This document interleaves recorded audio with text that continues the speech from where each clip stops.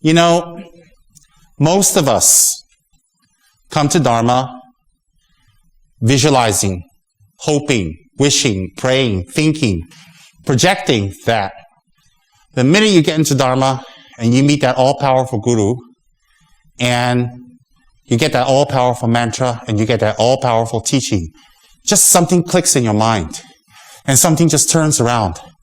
And then everything you get from that guru, everything you get from that teacher, and every teaching that you get, you apply it and you immediately get the results.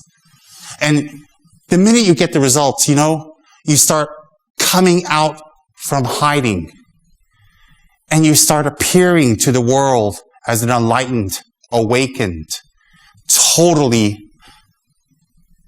Buddha of the world.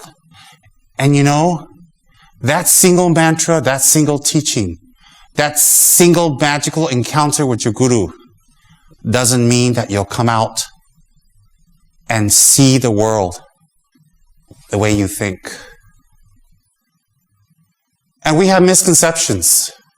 We think that if we meet that all-powerful teacher, we meet that all-powerful master, and we get that all-powerful teaching, tantric or whatever, we totally transform overnight.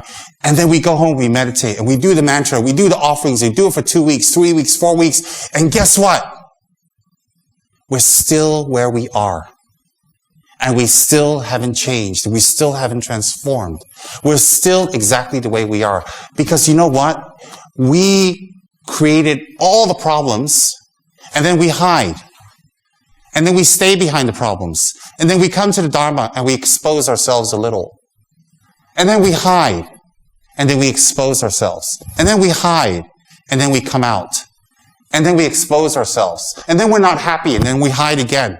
Because you know what? We came to Dharma with all the problems. We came to Dharma with all of our samsara.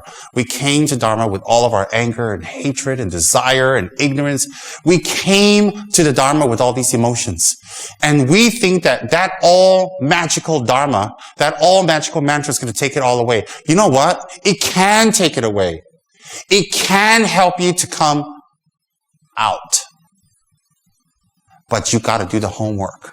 You see, because it's like a concert. You see the performer, you see the star, you see the lights, you see the perfect makeup, the hair, the costumes, the perfect dancing, the perfect moves, the perfect singing. But behind the scenes, do you know how many months and years of toil, of trouble, of pain, and disappointments that they had to go through to put on that one show? And it's kind of like that. You just can't go into a tantric initiation, get a tantric practice, and then guess what? The show is on.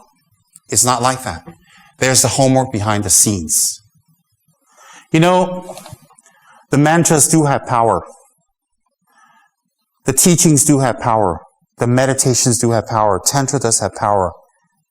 And a lot of gurus, a lot of teachers do have a lot of realizations. But you see, what's the connection? You don't just show up, meet the guru, get the mantra, and you transform and everything's perfect. And it becomes a perfect world. It's not like that. What you got to do is there's homework. Let's talk about the traditional homework that we can adapt in today's life. A, you got to take on the refuge vows. You got to hold your vows. You've got to hold your vows. No excuses. All right? You've got to study the vows, understand the vows, and integrate the vows. And you can't complain. They are hard. You know why? Because no one said enlightenment's easy. But then again, samsara's harder. So, let's do it the traditional way. A, you've got to do your retreats to prepare your mind, to purify your karma, and to totally create a cushion, a mind that is 100% soft, receptive, and filled with wisdom.